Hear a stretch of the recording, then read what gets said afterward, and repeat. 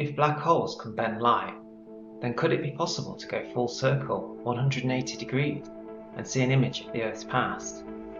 Hi everyone, Vega here, and in today's video we're going to be looking at an exciting new technique that could one day enable us to see into our past. So let's get to it. The idea is that light rays sent out from planet Earth eventually make their way and reach nearby black holes. A small fraction of that light then bends around the singularity, just on the limit of the event horizon, to the extent that it could theoretically come right back at us from 180 degrees. Now in the future, we must assume that we'll have much more powerful telescopes to receive this light, and if that's the case, then why couldn't we decipher these rays of light as real images? What might we see? First of all, we need to think about how far are the nearest black holes. The truth is that we don't really know. There could even be one nearer to us in the Alpha Centauri system, but we just can't see them. As far as we know, the nearest known one is 1500 light years distance. With the nickname of Unicorn, it has a red giant companion. And what this means is that if we point our telescope at Unicorn, we would see the Earth 3000 years in the past. This is because, of course, the light has to travel there 1500 years, and then get back for another 1500 years. But what about if we could find ones that were nearer to planet Earth? We may find one close enough, within perhaps 100 light years. That could mean that we were able to view perhaps or peer into the Victorian ages in Great Britain. Or maybe we found one 1000 light years away, enabling us to focus on a day in the life of the Romans. We could look further back, maybe this time in prehistory, things like the buffaloes painted in the Altamira caves in northern Spain. Maybe if those images could be detailed enough, we would be able to see what those people looked like. The scale of the telescopes would no doubt have to be enormous, and maybe even on an interplanetary scale, but what incredible rewards! We would of course be unable to interact with the images, as they're just images from the past, but it would be like watching a film back in time. Obviously, the further away the black hole is, the further that light has travelled to get there, so if we were to look at a black hole in a distant galaxy, for example, or maybe even a distant quasar, we could even look billions of years into the past. It would enable us to see the very formation of our own solar system. What a wonder it would be if we could figure out how to do this. We could look back at the dinosaurs with a front row seat and relive the actual event that destroyed them forever. A chance to remove the speculation once and for all. It is a technique that could change everything we know about history. But let's not get too carried away. Many argue that the light would be so scrambled and would need to be almost exponentially magnified.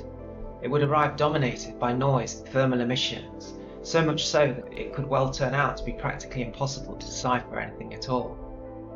We would likely need future supercomputers functioning at quantum speeds, processing huge amounts of data. The term needle in a haystack would really not do the task of distinguishing light from Earth from background noise justice. We would actually be looking for a specific needle in a haystack made of needles, indeed in a galaxy full of haystacks. Huge vast telescopes would be required, and both this and the supercomputers are currently well outside of current technological levels. But one day, black holes would essentially become the hard disk drives of the universe, storing information about what happened in the past, not just from our planet, but from other places once we spread out across the galaxy. Another key problem is that light coming from Earth would be mixed with other light from elsewhere, coming in at different angles. There is some back and forth in this debate about whether light that's come from 180 degrees can even be distinguished from light that came from different angles.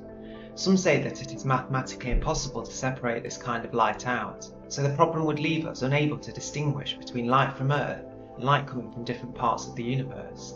That said, it is at present merely only a theoretical concept, and human beings throughout the ages have put their minds to things and overcome things that were seemingly impossible before. Indeed, in some ways we've already begun the quest at a very basic level.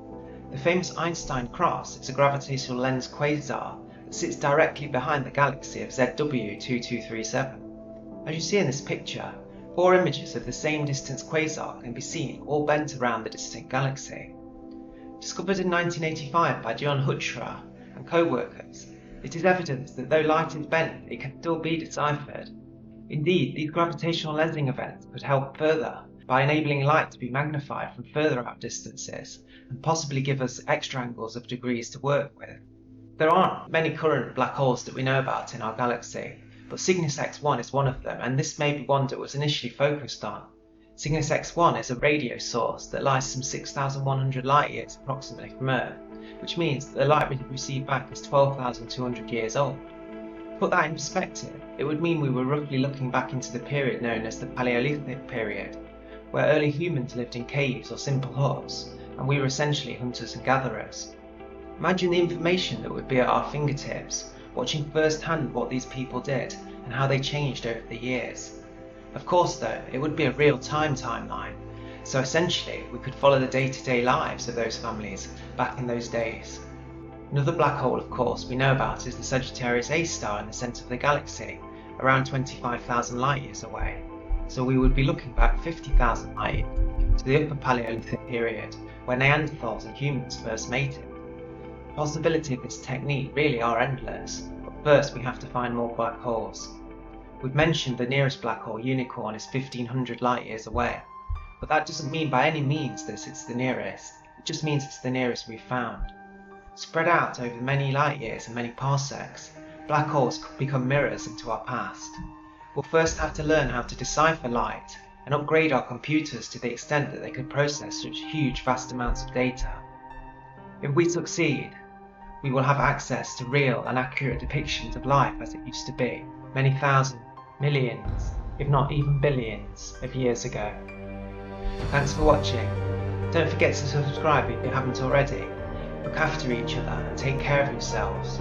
I hope you like this new style of video, which is more of reporting on latest technological breakthroughs, and let me know whether this is the sort of thing you would prefer to see in the future, or perhaps the older style when we report on things that may be already known, but in more detail with extra graphics. Anyway, either way, I really appreciate the comments you do make, and my few regular subscribers always have interesting points of view, so please don't be afraid to join in the conversation if you have something to say. Again, take care of yourselves, and I'll see you on the next one.